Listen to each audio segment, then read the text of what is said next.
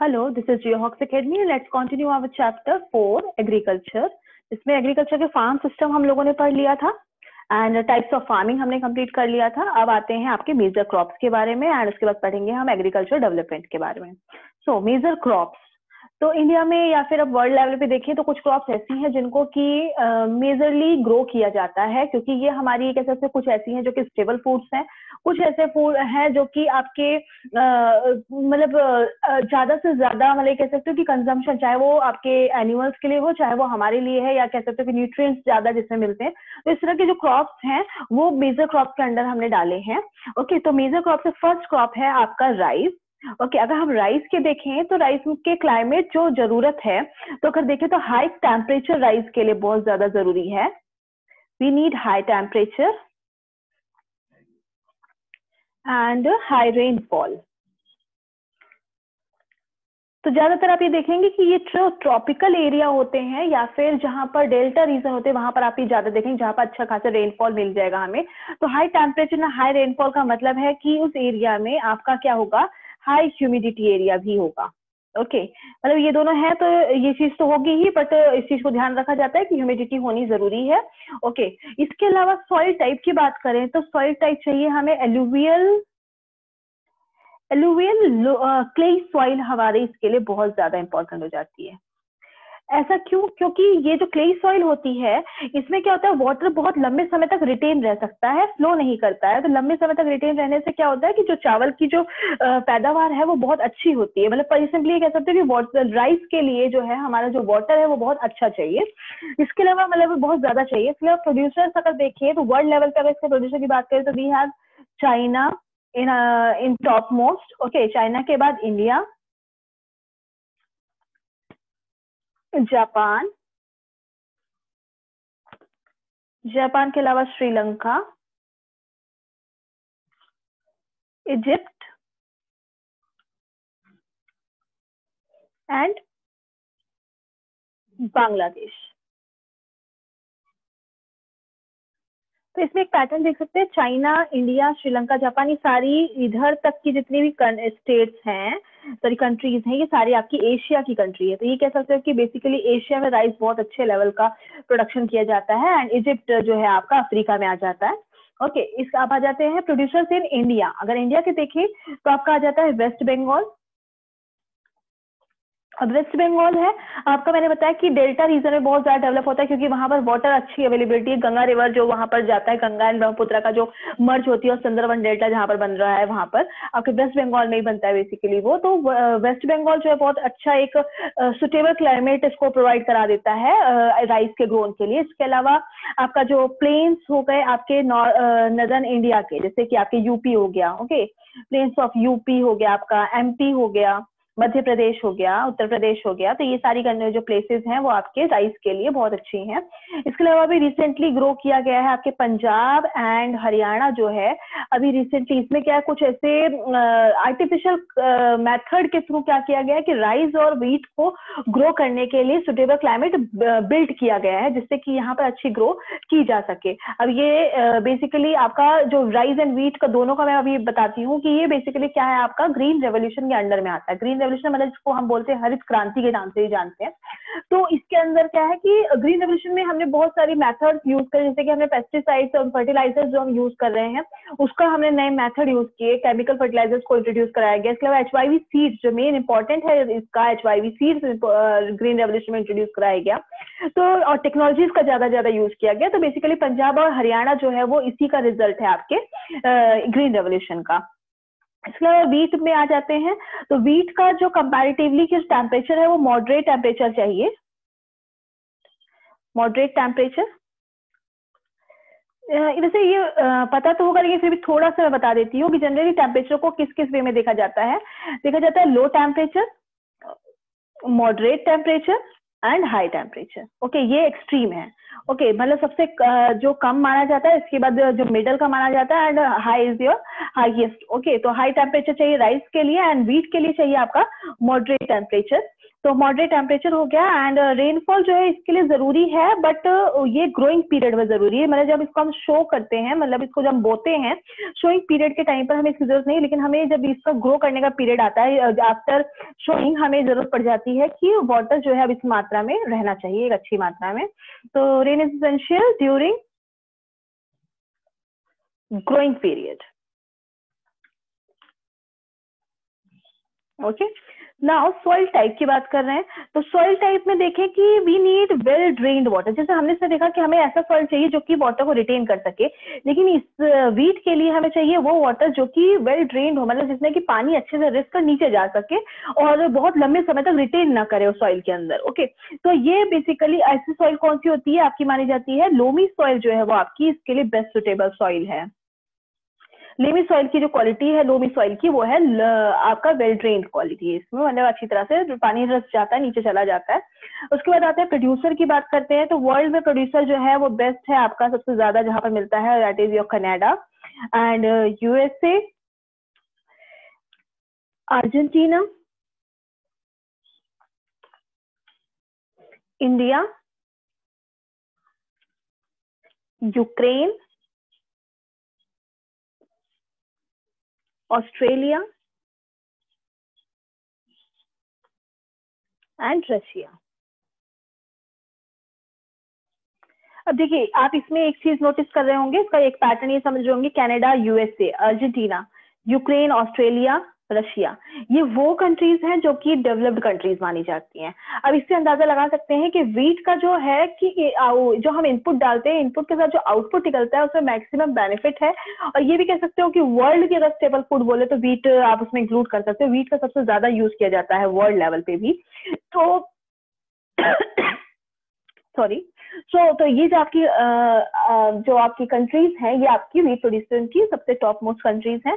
अब इंडिया में देखें तो इंडिया में आपका पंजाब एंड हरियाणा, क्योंकि मैंने बताया आपको जो पंजाब और हरियाणा एक ऐसा प्लेस लिया गया जिसमें कि अब तक कोई खेती नहीं की जा रही थी उस लेवल की, लेकिन जब हमें ग्रीन रेवोल्यूशन को इंट्रोड्यूस करवाना हुआ कंट्री में, तो सबसे ज्यादा हमने इस दो प्लेसेस की तरफ देखा जहां पर सबसे ज्यादा मॉडिफिकेशन किया जा सकता था और सुटेबल प्लेस मिल रहा था जहां पर हम इन मॉडिफिकेशन को अप्लाई कर सकते थे। तो पंजाब एंड हरियाणा जो है वीट के ग्रो करने के लिए, वीट के लिए बहुत ज्यादा ही हेल्पफुल बना।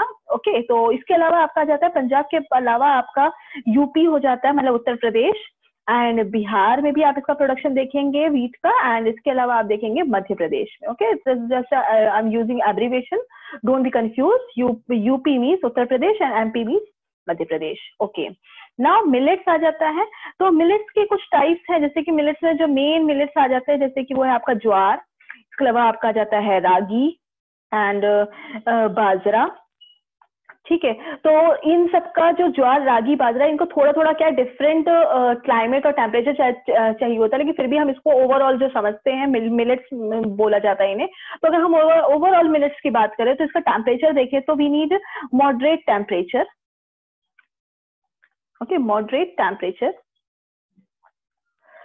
एंड इसके अलावा रेनफॉल देखिए तो रेनफॉल भी चाहिए, बट बहुत ज्यादा रेनफॉल की जरूरत इसमें नहीं होती है, मतलब medium rainfall is enough for millets. Okay, तो और अगर हम सॉइल की बात करें तो we need sandy soil for millets. Okay, sandy soil मतलब जिसमें कि अगेन पानी की बहुत ज्यादा जरूरत नहीं है कि वो बहुत देर लंबे समय तक रिटेन रहे, और लेस फर्टाइल सॉइल भी चल जाती है। ओके, लेस फर्टाइल सॉइल अगर होगी तो वो भी चल जाएगी, जैसे Sandy soil is your less fertile soil. इसके अलावा भी अगर कोई लेस फर्टाइल सॉइल है तो मिलेट्स आराम से उधर ग्रो किया जा सकता है। ओके, इसके अलावा अगर हम देखें प्रोड्यूसर, तो इंडिया में अच्छा खासा प्रोडक्शन किया जाता है मिलेट्स का, एंड इसके अलावा Nigeria is in your Africa and China, okay, in your Asia, and again niger, ये भी आपका अफ्रीका में ही आता है। दोनों को, ये जो कंट्री है आपके अफ्रीका की है, तो ये आपके जो प्रोड्यूसर है वर्ल्ड में इसके मिलेंगे। तो एक चीज देख रहे हैं अगेन, मिलेट जो है आराम से ये नाइजर और नाइजीरिया, जो नाइजीरिया जो है वो आपके अफ्रीका का एग्रीकल्चर कंट्री के नाम से भी जाना जाता है, जैसे कि इंडिया एग्रीकल्चर कंट्री के नाम से, जैसे नाइजीरिया भी एग्रीकल्चर कंट्री के नाम से ही फेमस है। तो बेसिकली इंडिया, नाइजीरिया में, इंडिया में और नाइजर और चाइना में आपका जो एक मतलब ये कह सकते हो कि best climate, best suitable condition मिल रहा है मिलेट्स के ग्रो करने के लिए। एंड नाउ प्रोड्यूसर अगर देखिए आपके इंडिया में, तो इंडिया में आ जाते हैं आपके, जैसे कि हो गया आपका कर्नाटका हो गया, ओके कर्नाटका हो गया, राजस्थान हो गया, यूपी हो गया, महाराष्ट्र हो गया। तब देखिए इसमें एक चीज है कि आपको थोड़ा पैटर्न ढूंढना इसलिए मुश्किल है क्योंकि यहाँ पर सिर्फ मिलेट्स में एक चीज नहीं इंक्लूड, मिलेट्स में बहुत सारी चीजें इंक्लूड है, ज्वार है, रागी है, बाजरा है, और भी बहुत सारे मिलेट्स के अंडर में आते हैं। तो ये सारे इसके इंक्लूड होने की वजह से क्या है कि इसमें थोड़ा पैटर्न ढूंढ पाना मुश्किल है, बट फिर भी बस एक अंदाजा लगा लीजिए, सैंडी सॉइल और लेस सॉइल, मतलब राजस्थान हो गया आपका, और यूपी और महाराष्ट्र हो गया, किस बेसिस पे कि आपका जो टेम्परेचर है वहां पर मॉडरेट टेम्परेचर और रेनफॉल जो है बहुत ज्यादा नहीं जरूरत है, तो इसलिए हमारा ये जो एरिया है ये आपके लिए मिलेट्स के लिए अच्छा कंडीशन प्रोवाइड करा रहा है। ओके, सो नेक्स्ट अब आगे बढ़ते हैं। मेजर क्रॉप्स आपकी आ जाती है उसमें, जो आपकी नेक्स्ट फोर्थ इंपॉर्टेंट क्रॉप है वो है आपकी मेज। ओके, मेज में मॉडरेट टेम्परेचर देखें तो वी नीड टेम्परेचर जो है आपका चाहिए moderate temperature, moderate temperature, and rainfall जो है वो आपका सेम जैसे कि वीट में था कि ग्रोइंग टाइम पे आपको इसको रेनफॉल की जरूरत है। Okay, rainfall at growing time, growing period के टाइम पे चाहिए। इसके अलावा इसमें क्या है, एक खासियत होनी चाहिए कि इसके लिए लॉट्स ऑफ सनशाइन होना चाहिए। Okay, we need lots of sunshine, मतलब क्या, सूरज चमकता रहना चाहिए जिससे कि क्या है कि एक अच्छी जो मतलब ये कह सकते हैं फ्रॉस्ट फ्री होना चाहिए, अब बढ़िया जो धूप है बढ़िया लगती रहनी चाहिए मेज में। ओके, इसके अलावा सॉइल टाइप देखें तो सॉइल टाइप में भी सेम वीट की तरह है, वेल ड्रेन्ड सॉइल चाहिए हमें। तो वेल ड्रेन्ड सॉइल आपकी कौन सी हो गई, जैसे कि आपकी हो गई हमने लोमी सॉइल देखा था, वेल ड्रेन्ड जैसे कि आपकी वीट में थी। ओके, तो you can say loamy soil.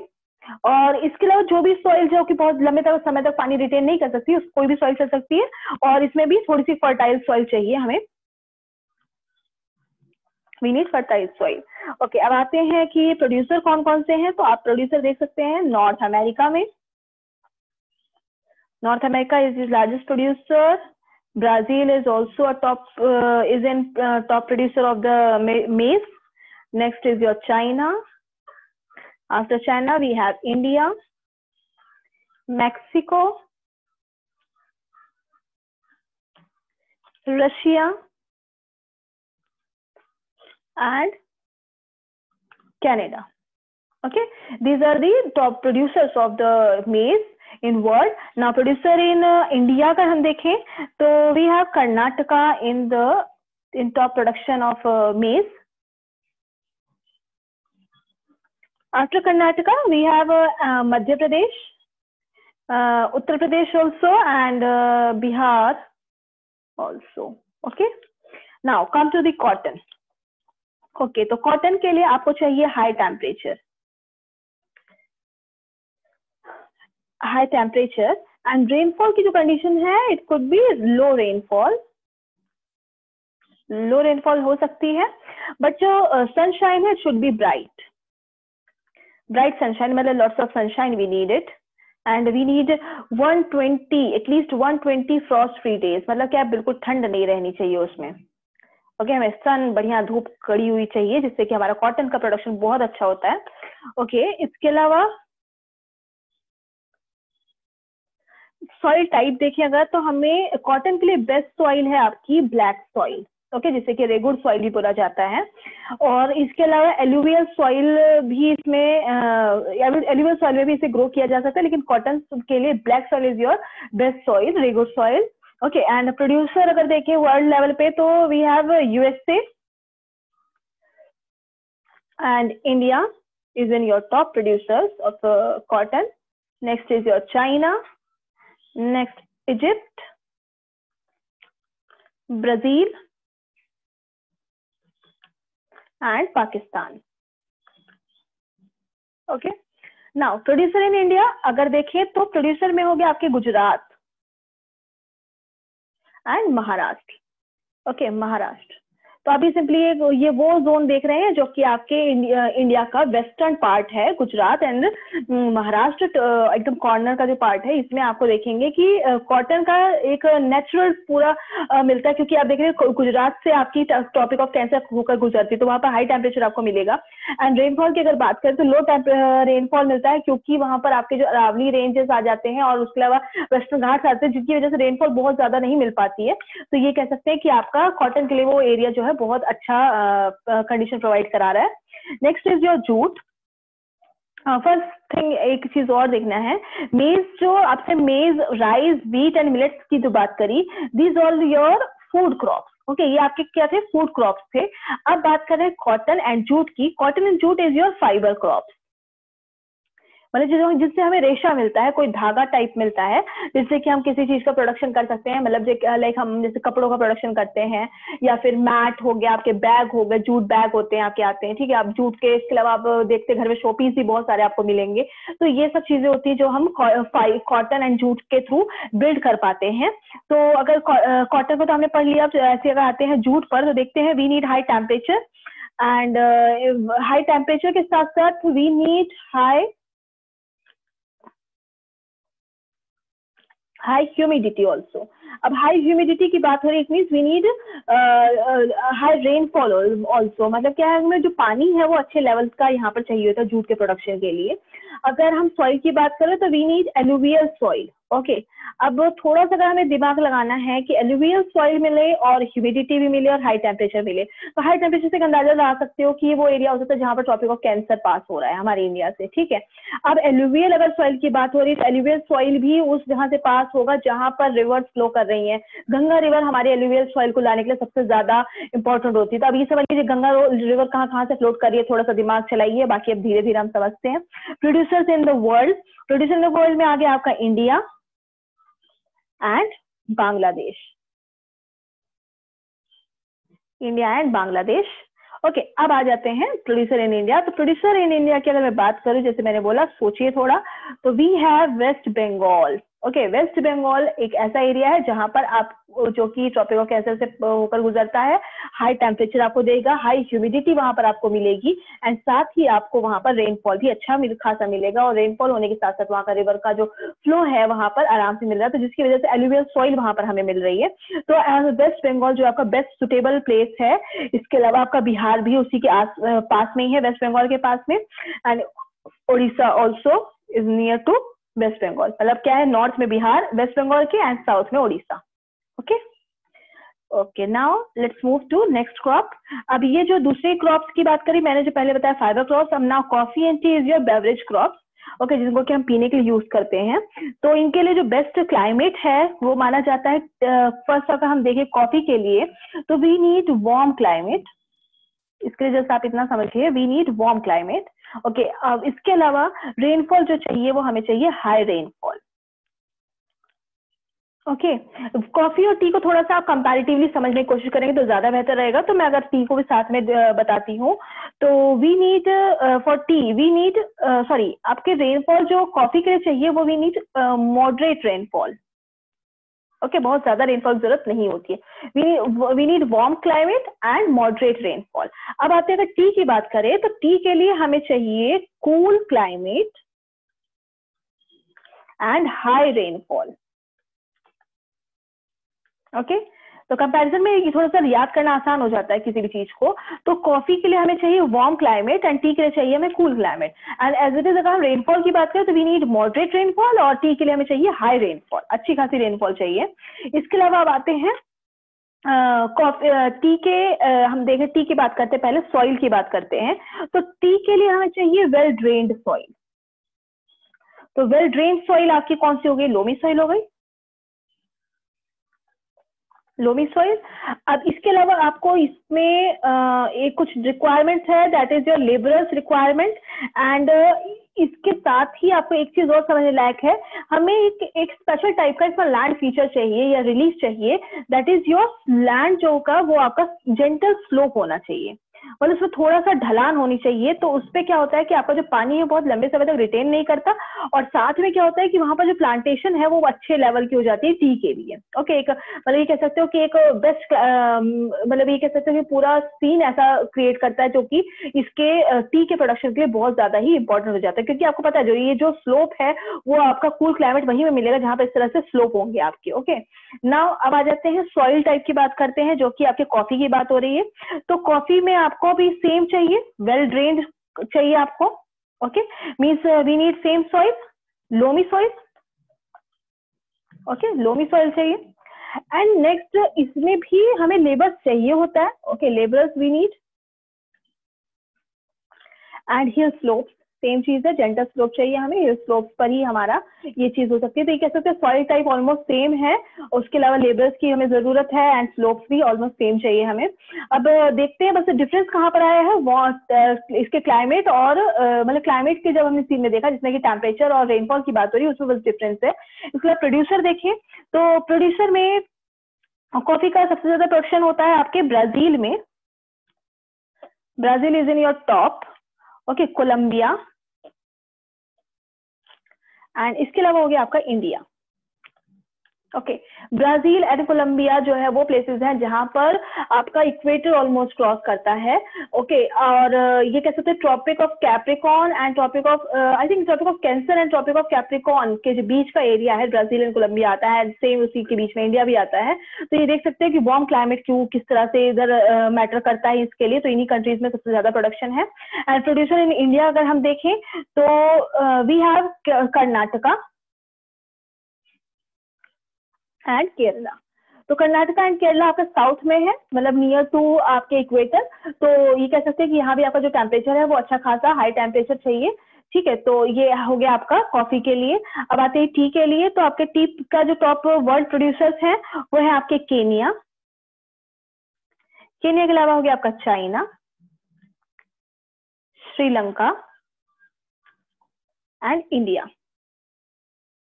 और अगर प्रोड्यूसर इन इंडिया देखें तो इंडिया में है सबसे सबसे पहली जो टी की खेती की गई थी वो की गई आपके आसाम में, फ्रॉम क्या नाम है, जो ये जो खेती की गई है बेसिकली आपकी की गई है ब्रिटिशर्स के थ्रू। इंडिया में जो इंट्रोड्यूस किया गया कॉफी एंड टी प्लांटेशन वो आपके बेसिकली यूरोपियंस के थ्रू ही इंट्रोड्यूस किया गया था इंडिया में।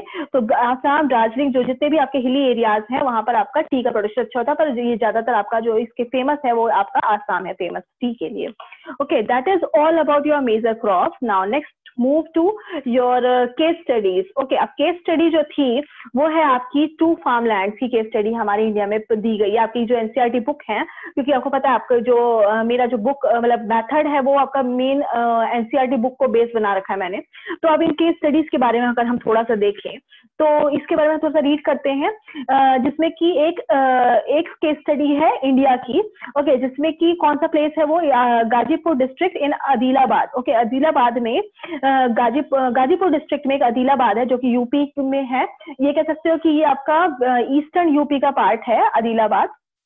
ओके, इसके अलावा आपको किस पर्सन की बात हो रही है। केस स्टडी बेसिकली क्या होता है कि किसी एक प्लेस में जाते हैं हम और उसके आसपास या हमें जिस भी टॉपिक पर हमें डिस्कस करना है उस किसी पर्सन से या हम उस आसपास के सराउंडिंग्स को देखते हुए हम उस पर क्या करते हैं, कुछ स्टडीज करते हैं। That is known as your case study. मतलब उस पर्टिकुलर प्लेस पर हमें जाना होता है, उसके बारे में स्टडी करनी होती है, that is known as your case study. तो हम किसी एक प्लेस पर गए हैं, that is your Ghazipur district in Uttar Pradesh.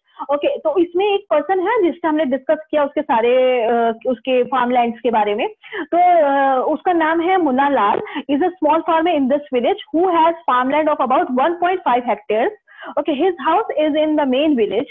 He purchases high yielding varieties of seeds from the market every alternate year. मतलब वो हर साल ही खरीदता, मतलब एक साल छोड़ के अगले साल, मतलब एक साल छोड़कर दूसरे साल में वो क्या करता है, हाई यील्डिंग वैरायटीज अपने क्रॉप के अपने फार्म लैंड के लिए लेता है। उसको the land is fertile and he grows at least 2 crops in a year.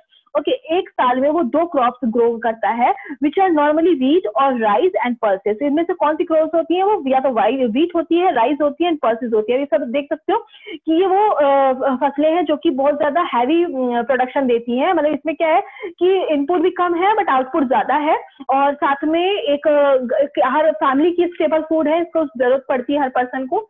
Okay इसके अलावा the farmer take advices of his friends and elders as well as government agriculture officers regarding farming practices। अगर उसको farm से related कोई भी advice लेनी होती है तो वो इन सबका हेल्प लेता है। He takes a tractor on rent for ploughing his field। अब वो ट्रैक्टर लेता है रेंट पर। उसके अलावा some of his friends still use traditional methods of using bullocks for ploughing। इस तरह से ये आप पिक्चर देख रहे हैं जो इसमें ये बुलक्स के थ्रू क्या किया जाता है। और दूसरा ये एक्स है जिसको कि आप हल के नाम से भी जानते हैं, हम इसको हल भी बोलते हैं और बाकी इसको हम एक्स के नाम से जानते हैं, जिसका यूज करते हैं हम अपने फार्म लैंड को प्लफिंग करने के लिए किया जाता था। That was your traditional method. ज्यादातर आपके विलेजेस में खत्म हो चुके हैं, ज्यादातर हम ट्रैक्टर्स का यूज कर रहे हैं, बट फिर भी कई जगह पर इसका यूज अभी भी जारी है। There is a tubewell in a nearby field which he takes on rent to irrigate his field। अब ट्यूबवेल का यूज करता है अपनी लैंड को इरिगेट करने के लिए। Next, Munna Lal also has 2 buffaloes and few hens। अब वो उसमें साथ में देख रहे हैं आपकी वो आपका पोल्ट्री फार्मिंग भी चला रहा है और साथ में डोमेस्टिकेशन हो रहा है उसका animals ka। He sells milks in the cooperative store located in nearby towns। He is member of cooperative society which also advises him on type of fodder of his animals, safety measures to protect the health of the livestock and artificial inseminations। तो इस तरह से ये क्या cooperative society से help लेता है अपनी चीजों को जानकारी पाने के लिए अपने मतलब ये क्या इसका जो दायरा है वो लोकल एरिया से ही जुड़ा हुआ है। और इसके अलावा all the members of the family help him in the various farm activities. जितने फैमिली मेंबर्स होते हैं उसी घर के वो उसकी किसी न किसी वे में हेल्प करते हैं। साथ ही sometimes he takes credit from a bank और to agriculture cooperative society to buy HYV seeds and implements. मतलब क्या है कि फार्मर की जो स्थिति है वो इतनी ज्यादा अच्छी नहीं है कि वो जो HYV सीड्स है खुद अफोर्ड कर सके, उन्हें कई बार बैंक से लोन लेना पड़ता है। And he sells his produce in the mandi to located in the nearby town. तो आसपास के जो भी टाउन होते हैं उसमें जो मंडी होती है उसमें अपनी चीजों को प्रोडक्ट को सेल करता है। And since majority of the farmers do not have lack storage facilities, उनके पास क्या होता है जो स्टोरेज फैसिलिटीज होती है उसकी बहुत अच्छी कंडीशन नहीं होती, इतनी अच्छी कंडीशन नहीं होती कि वो बहुत लंबे समय तक अपने जो उन्होंने क्रॉप ग्रो करी है उसको लंबे समय तक संभाल के रख सके। तो they need to sell it. Okay, तो when the market is not favourable to them in, तो उनका जो प्रोडक्ट होता है कई बार क्या होता है वो खराब हो जाता है या फिर उनको जबरदस्ती अपने जो माल होते हैं उन्हें सस्ते दामों पर बेचना पड़ जाता है, जबकि उसकी डिमांड बहुत कम है और जो माल बिक रहा है वो बहुत सस्ते में बिक रहा है, बट उन्हें क्योंकि फोर्सफुली बेचना पड़ जाता है क्योंकि उनके पास स्टोरेज फैसिलिटीज नहीं होती है। In the recent years, the government has taken some steps to develop storage facilities। इसको डेवलप करने के लिए गवर्नमेंट ने इंडिया में काफी काम किए हैं। ओके, अब आते हैं नेक्स्ट केस स्टडी है जो कि आपकी यूएसए की फार्म लैंड की है। तो यूएसए का ये जनरल व्यू बताया क्या है कि the average size of farm in the USA is much larger than that of an Indian farm. This is एक एवरेज निकाला है, मे बी इंडिया में एक पर्सन है जिसका बहुत बड़ा लैंड हो, बट अगर जनरल व्यू देखें तो इंडिया में जो कंपैरेटिवली अगर यूएसए के कंपैरिजन में देख रहे हैं तो कंपैरेटिवली हमारा जो साइज है लैंड का वो कम होता है। A typical farm size in the USA is about 250 hectares। मतलब जनरली अगर उधर ज्यादातर जो लैंड देखेंगे फार्म साइज देखेंगे वो 250 हेक्टेयर्स का देखेंगे, बट इंडिया में इसका कंपैरिजन में काफी छोटे छोटे फार्म लैंड आपको देखने को मिलेंगे। The farmers generally resides in the farm. Some of the major crops grown are the corn, soybean, wheat, cotton, sugar beet. Okay, these are the important crops जो कि यूएसए में ग्रो किया जाता है या फिर ये कह सकते हो कि जितने डेवलप्ड कंट्रीज उनमें ग्रो किया जाता है। नाउ ये पर्सन है जिससे बात किया, जैसे कि हमने पहले में बात की एक पर्सन से। Now that this is another person, Joy Horn, a farmer in the midwest USA in the lower state owns about 300 hectares of land। Okay, 300 hectares उसका land है जिसमें कि he grows corn on his field after making sure that soil and water resources meet the needs of this crop। मतलब पूरा ensure करने के बाद ही वो अपनी क्रॉप को ग्रो करता है। he is not forced to grow any crop। Okay, adequate measures are taken to control pests that can damage the crop। तो हम पेस्ट कंट्रोल के लिए भी इसमें फैसिलिटीज है। from time to time he sends the soil samples to the testing laboratory to check whether the nutrients are sufficient और not. मतलब वो लगातार क्या करता है, अभी जो टेस्टिंग लेबोरेटरीज में जो उसने सॉइल जहाँ पर ग्रो करना है उसे उसको लगातार क्या होता है, उस सॉइल को टेस्ट लेबोरेटरी में देता रहता है, जिससे कि वो चेक करता है कि उसकी जो न्यूट्रिएंट्स है वो उतने सफिशिएंट है उसको ग्रो करने के लिए कि नहीं है। साथ में the result help Joy Horn to plan a scientific fertiliser programme. वो किस तरह का फर्टिलाइजर उसमें जरूरत है तो उससे उसको ये आइडिया लग जाता है कि मुझे क्या डालना है इसमें। साथ में his computer is linked to satellite which gives him a precise picture of his field. This helps him to use chemical fertilisers. तो उसका जो लैंड है वो किस लेवल का है, मतलब सूख रहा है या फिर नॉर्मल है, या इसके अलावा उसका साइज कितना है, उसके कितने साइज पर उसको कितना इनपुट डालना है। तो ये सब क्या है, उसने अपने कंप्यूटर को एक सैटेलाइट से लिंक कर रखा है, जिसके थ्रू उसको क्या मिलता है, इमेजेस मिलती रहती है टाइम टू टाइम, कि वो अपने लैंड पर एक ओवरव्यू ले सके कि हाँ मैं इस पे ये काम कर सकता हूँ। ओके, तो मतलब इससे बड़े लैंड पर उसको इंडिविजुअली हर एक जगह जाकर हर चीज देखने की जरूरत नहीं पड़ती है। इसके अलावा आते हैं and pesticides where they are required he uses tractor. वो ट्रैक्टर का यूज करता है, सीड ड्रिल्स का यूज करता है, लेवल का यूज करता है, कंबाइंड हार्वेस्टर्स और threshers to perform various agricultural operations. Grains are stored in the automated grain storage or dispatched to market agencies. The farmer in USA works like a business, not like a peasant farmer. Okay, अब जैसे हमने बोला कि agriculture operation जो होता है वो इन सब मेथड्स के थ्रू होता है, मतलब ये सब चीजें जो उसमें यूज हो रही है, जैसे लाइक ट्रैक्टर्स मैंने बताया, सीड ड्रिल्स हो गया, ये सारी चीजें इधर यूज होती हैं। साथ में इनके पास एक ऑटोमेटेड ग्रेन स्टोरेज होता है, मतलब जहाँ पर वहां पर क्या ऑटोमेटिकली उनका ग्रेन जो है वो स्टोर हो जाता है, जिसके लिए उन्हें अपना मतलब इंडिविजुअल जाकर उन्हें बहुत मेहनत नहीं करनी पड़ती है। साथ में जो मार्केट एजेंसीज होती हैं वो क्या करती हैं, उस सामान को अपने आप खुद वहां से लेकर जाती हैं, उनसे इम्पोर्ट करती हैं और साथ में उनको एक अच्छे कीमत पर उनको पैसे उस क्रॉप के मिल जाते हैं। तो that is the condition of USA. और ये जो एक केस स्टडी थी, तो अगर हम कंक्लूजन देखें तो बेसिकली जो कंट्री का दो कंक्लूजन निकल के आता है वो ये निकल के आता है कि अगर लैंड साइज की बात करें, डेवलपिंग कंट्री मतलब जो कि डेवलपिंग आपकी जो है वो है आपकी इंडिया। ओके, इसके अलावा जो डेवलप्ड कंट्री है यूएसए की, वेट ओके ना, अगर डेवलपिंग कंट्री की बात करें तो इंडिया का जो लैंड साइज अगर हम देखें,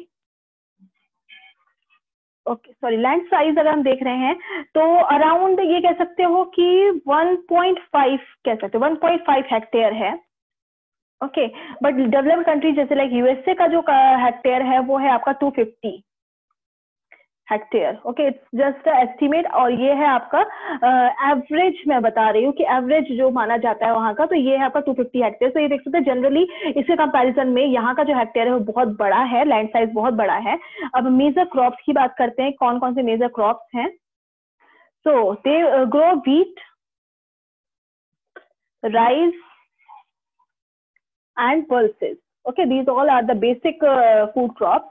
But इसके अलावा अगर हम इन कंट्रीज की बात करें, डेवलप कंट्रीज की, they grow corn, soybean, wheat, cotton and sugar beet. तो ये वो सारी क्रॉप्स हैं जो कि एक तरह से कह सकते हो कि शुगर क्रॉप्स हैं, जिनको कि अपने खाने के लिए यूज ना करके ये सब सेल कर सकते हैं।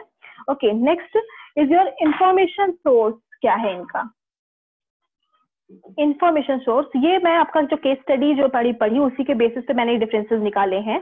ओके, तो इसे आप समझने की कोशिश करिएगा। इंफॉर्मेशन सोर्स क्या है? जैसे मैंने उसे बताया कि वो पर्सन अपने फ्रेंड्स से या फिर अपनी जो फैमिली है, जो फैमिली में जो एल्डर्स हैं उनसे क्या करता है, वो राय लेता है। उसके अलावा जो गवर्नमेंट है, एग्रीकल्चर गवर्नमेंट जो होते हैं, गवर्नमेंट के जो एग्रीकल्चर ऑफिसर होते हैं, एग्रीकल्चर ऑफिसर्स जो होते हैं, वो क्या करता है, उनसे सजेशंस लेता है, ये हाँ कैसे प्रोडक्शन किया जा सकता है, क्या बेस्ट है क्या नहीं है, या फिर जो पुराने मेथड यूज करे उसमें से क्या बेस्ट है। तो वो क्या अपनी एक मतलब एक सिंपली कह सकते हो कि एक लोकल मीटिंग होती है जिसके थ्रू ये अपना आइडिया लगाता है कि हाँ मुझे क्या करना है क्या नहीं करना है। बट अगर हमने देखा इसमें जो देखा हमने इन्फॉर्मेशन सोर्स क्या देखा इसका, पहला नंबर तो मैंने आपको बताया क्या, सैटेलाइट इमेजेस है ना। अब सैटेलाइट इमेजेस का मतलब क्या है कि इसका जो कनेक्शन है वो आपका ये समझ सकते हैं कि बहुत ही लार्ज एरिया पे है। सैटेलाइट मतलब जो कि हम ये देख सकते हैं कि जो आर्टिफिशियल सैटेलाइट हमारी बाहर मतलब हमारे अर्थ के बाद की जाती हैं, फिट की जाती है, लैंडसेट हो गया, ओके आपका आर्यभट्ट हो गया, ये सारे सैटेलाइट्स हैं जो कि क्या करती है, लगातार इंडिया को या फिर किसी कंट्री को इंफॉर्मेशन प्रोवाइड कराती हैं। तो इसके थ्रू क्या सैटेलाइट इमेजेस उसको मिलती है अपने फार्मलैंड की। तो इसका ये कह सकते हैं कि इसका जो इंफॉर्मेशन सोर्स जो है इंफॉर्मेशन का वो बहुत ही लार्ज बड़े पैमाने पर है। इसके अलावा सॉइल का जो मैंने बताया, सॉइल को क्या करता है वो to test laboratory. Okay, laboratory में क्या करता है, टेस्ट के लिए भेजता है। ओके, तो जो सॉइल का जो लेबोरेटरी में टेस्ट होता है उससे भी क्या होता है कि ये कह सकते हैं कि इसका जो ज्ञान है वो लोकल ना रहकर इसका भी अगेन वो साइंटिफिक हो जाता है थोड़ा सा, जिसमें कि वो साइंटिफिकली अब इस चीजों को समझ सकता है कि उसके जो लैंड है, जो उसका सॉइल है वो कितना डिग्रेड हुआ है, उसमें कितना फर्टिलाइजर्स की जरूरत है, कितने मेन्योर की जरूरत है, वो उसे अपने आराम से उसे समझ कर सकता है। अब आते हैं इनपुट की बात करते हैं। तो इनपुट देखें तो ओल्ड मेथड है इसमें। ओके, ओल्ड मेथड में जैसे अभी आपने देखा कि कैसे बुलक्स का यूज हो रहा है, बाकी ट्यूबवेल का यूज हो रहा है, वो भी रेंट पर लेकर किया जा रहा है, और रेंट पर साथ में एचवाईवी सीड्स भी गवर्नमेंट पे लोन पे लेकर की जा रही है। बट यहाँ का जो इनपुट है वो कंपैरेटिवली बहुत डिफरेंट है। जैसे कि यहाँ पर जो मशीन है, जैसे कि लाइक ट्रैक्टर्स का यूज किया जा रहा है और सीड ड्रिल्स का यूज किया जा रहा है। ओके, एंड सीड ड्रिल्स के अलावा आप ये कंबाइन हार्वेस्टर्स का यूज करें, थ्रेशर का यूज करें, तो ये सारे इनपुट्स हो गए जो डेवलप कंट्रीज में यूज किया जाता है। ये डिफरेंसेस हैं। एंड अगर सेलिंग के पर्पज से देखें, ओके, अगर हम सेल करना है कोई प्रोडक्ट, तो फिर इसमें क्या है कि डेवलपिंग कंट्रीज में जनरली क्या है कि लोग अपने प्रोडक्ट्स को सेल करने के लिए फोर्स हैं। Okay, force to sell. अब रीजन क्या है, क्योंकि उनके पास प्रॉपर स्टोरेज फैसिलिटीज नहीं है। बट इसमें क्या है कि इसमें ये फोर्स नहीं है, बट ये जो इनका मेन पर्पस होता है वो होता है इनका प्रॉफिट। ओके, तो प्रॉफिट के पर्पज से आराम से अपना ग्रो करते हैं, बट क्योंकि कंट्री अपने आप ही ऐसी फैसिलिटीज देती है, गवर्नमेंट ऐसी फैसिलिटीज दे के प्रोवाइड मतलब इनको दे रखी है कि इनका जो प्रोडक्ट है वो अपने आप ही बिक जाता है उस जगह पर खुद ही आकर जो गवर्नमेंट होती है वो अपना काम करती है, वहां से वो अपना इनका जो फार्म प्रोडक्ट होता है उसे अपना बाहर लेके जाती है, उसको इम्पोर्ट करती है, एक्सपोर्ट करती है, जो भी है आराम से। वो उनको उसमें कोई भी प्रॉब्लम नहीं होती है, उनको अपने इंडिविजुअली उसमें नहीं लगना पड़ता है। ओके, तो ये डिफरेंस है आपकी basically developing and developed countries में। अब आते हैं, अगर हम बात करें लिविंग स्टैंडर्ड की, तो लिविंग स्टैंडर्ड आप सिंपली अंदाजा लगा सकते हैं कि लिविंग स्टैंडर्ड जो है डेवलपिंग कंट्रीज में कंपैरेटिवली डेवलप कंट्री का ज्यादा अच्छा है। Okay, so this is all about the comparison between your two case studies of two farmland. Okay, अब आते हैं हम नेक्स्ट चलते हैं एग्रीकल्चर डेवलपमेंट। तो क्या आपका जो लास्ट टॉपिक था वो था आपका एग्रीकल्चर डेवलपमेंट की बात हो रही है। तो एग्रीकल्चर डेवलपमेंट तो बहुत ही जरूरी है, क्योंकि आपने देख लिया इंडिया जैसे जो कंट्री है, क्योंकि आपको पता है 70%, जैसे मैंने बताया कि 70% जो पॉपुलेशन है वो आपकी किस पर लगी हुई है, एग्रीकल्चर पर डिपेंड है अपनी इकोनॉमी के लिए। ओके, अब 70% पॉपुलेशन, साथ में जो पॉपुलेशन का साइज है वो भी बहुत ज्यादा है। 130 करोड़ पॉपुलेशन जो है आपकी, मतलब 130 करोड़ पॉपुलेशन जो है आपकी, ऑलमोस्ट जो पॉपुलेशन है वो आपकी एग्रीकल्चर, क्योंकि आपका जो उसका कहते हैं कि बेसिक रिक्वायरमेंट है फूड। ओके, तो ये कह सकते हो कि एग्रीकल्चर पे ही डिपेंड है हमारी ऑलमोस्ट जो इकोनॉमी है, तो उसको डेवलप करना तो बहुत ही जरूरी हो जाता है, उस पर इंडिया का गवर्नमेंट का फोकस करना बहुत जरूरी हो जाता है। तो कुछ सजेशंस हैं जो कि दिए जा सकते हैं गवर्नमेंट को, या कोई मेथड्स हैं जिसके थ्रू हम कर सकते हैं कि अपनी एग्रीकल्चर प्रोडक्ट्स को थोड़ा सा एक सुपीरियर क्वालिटी तक पहुंचा सकते हैं। First method is your organic manure should be used instead of chemical fertiliser and pesticides. अब ऑर्गेनिक मैन्योर का यूज करने से पहला नंबर तो फायदा ये है कि उसमें किसी भी तरह से जो प्रोडक्ट निकल के आता है उसमें किसी भी तरह की आर्टिफिशियलिटी नहीं होती, वो सेहत के लिए भी बहुत अच्छा रहता है। साथ में केमिकल फर्टिलाइजर्स का यूज करने से क्या होता है, एक तो वो सेहत के लिए नहीं अच्छी चीज है, साथ में एक उसका सबसे बड़ा ड्रॉबैक ये है कि वो जो लैंड की फर्टिलिटी है उसको भी बहुत ज्यादा डिग्रेड करता है, सॉइल डिग्रेडेशन की तरफ इस चीजों अपनी जो सॉइल है उसको तो लेकर चला जा रहा है। तो ये कह सकते हैं कि we use to need we need the organic manure. Okay, next is your high yielding variety of seeds should be used. अब मैंने जैसे बताया कि HYV सीड्स की बात हो रही है यहाँ पर। HYV seeds basically high yielding variety seeds होती क्या है, ये वो सीड्स हैं जिसमें क्या होता है कि एक पहला नंबर तो कोई भी फसल अगर बहुत लंबा समय ले रही है, जैसे लाइक फॉर एग्जांपल अगर हमारा जो राइस है वो 120 डेज ले रहा है क्रॉप को ग्रो करने में, लेकिन HYV सीड्स का यूज करने से क्या होता है वो जो फसल है वो 90 डेज में ही कंप्लीट हो जाती है। मतलब टोटल अगर राइस को ग्रो करने में 120 डेज लग रहे हैं, 120 डेज लग रहे हैं, बट HYV सीड का यूज करने से ओनली 90 डेज लगते हैं। साथ में जो प्रोडक्शन है वो भी बहुत ज्यादा होता है। मतलब जो ये कह सकते हो कि अगर मैं बोलूँ कि जस्ट टेकिंग एग्जांपल कि अगर मैं बोलूँ कि 1 टन हो रहा है, तो ये आप कह सकते हो 1.5 टन तक का जो ग्रोथ है वो की जा सकती है HYV सीड्स के यूज करके। Okay, Now, next is your irrigation facilities should be improved. अब irrigation facilities को improve करने के लिए क्या है कि आप गवर्नमेंट को चाहिए कि वो अलग अलग जगह पर आपके ट्यूबवेल्स बिल्ड करे। इसके अलावा जिन जगह पर ट्यूबवेल्स बिल्ड नहीं की जा सकती, जहाँ पर ग्राउंड लेवल उतना अच्छा नहीं है, उसकी जगह पर क्या किया जा सकता है कि आप रिवर्स के थ्रू इरिगेशन फैसिलिटीज प्रोवाइड कराई जा सके। और अगर रिवर्स वहां पर नहीं है तो उसको कैनाल कंस्ट्रक्शन किया जा सकता है, जैसे कि राजस्थान कैनाल कंस्ट्रक्शन इंडिया में किया गया, तो जिसके थ्रू राजस्थान एंड हरियाणा और पंजाब में जो हमारी एग्रीकल्चर डेवलप कर पाए, उसका उसी का एक रिजल्ट है वो। Okay, next is your fourth important thing is your modern tools. We should we should use modern tools. Okay, modern tools से क्या है कि वो क्या नाम है, एक तो काम बहुत जल्दी होता है इन कंपैरेटिवली। अगर हम लेबर्स का यूज करते हैं, ह्यूमन बीइंग के कंपैरिजन में जो मशीनें हैं वो जल्दी काम करती हैं, तो ये कह सकते हैं कि उस एरिया पे काम जब जल्दी होगा तो आपका जो प्रोडक्शन है वो भी बहुत जल्दी हमें मिलेगा। तो that is the use of modern tools. Now next is your fifth and important agricultural development is agricultural development should be aimed to increase the food security. Okay, मतलब अगर हम एग्रीकल्चर डेवलपमेंट की बात कर रहे हैं तो food security is your basic need. अब फूड सिक्योरिटी होता क्या है? Basically food security is a condition or state in which all people at all time क्या होता है कि उसी टाइम पर access to sufficient food, safe and hygienic and nutrition food मिल जाता है उसको, और जिससे क्या होता है कि वो अपनी जो डाइटरी नीड्स है उसको फुलफिल कर सके। ओके, मतलब सिंपली ये बोला जा रहा है कि एक अपनी डाइटरी नीड्स को पूरा करने के लिए फूड सिक्योरिटी की अगर हम बात करते हैं तो ये एक ऐसे सिचुएशन प्रोवाइड करा रहा है जिसमें कि हमें सफिशिएंट फूड मिलता है जितनी हमें जरूरत है, साथ में वो सेफ होगा, हाइजीनिक होगा एंड न्यूट्रिशियस होगा, न्यूट्रिशन से भरा होगा। तो ये होता है फूड सिक्योरिटी। एग्रीकल्चर डेवलपमेंट की बात करते समय सबसे जरूरी चीज है फूड सिक्योरिटी। फूड सिक्योरिटी को ध्यान में रखते हुए हमें बाकी की चीजों पर काम करना है। Okay, so this is all about your agriculture development, and last and important is your government initiation. Government initiation is must because आपको पता है कि गवर्नमेंट में जो इंडिया में जो आपके एग्रीकल्चर जो आपके फार्मर्स हैं वो आपके इतने ज्यादा रिच कंडीशन में नहीं है, क्योंकि उनको अभी कोई इस तरह का मेथड नहीं आया कि वो कमर्शियल वे में अपनी प्रोडक्शन को कर सके, कमर्शियल वे में एग्रीकल्चर कर सके। तो उनको क्या कहते हैं, गवर्नमेंट का इनिशिएशन मिलना चाहिए। किसके मेथड से? जैसे कि लाइक क्या नाम है, कुछ लोन्स प्रोवाइड किया जा सके, उनको कुछ ऐसा क्रेडिट दिया जा सके कि जिससे कि क्रेडिट कार्ड प्रोवाइड किया जा सके, जिससे कि क्या है कि एक समय पे जो फार्मर्स हैं वो बैंक से कुछ लोन ले सके और अपना काम कर सके उस पर्टिकुलर पीरियड में।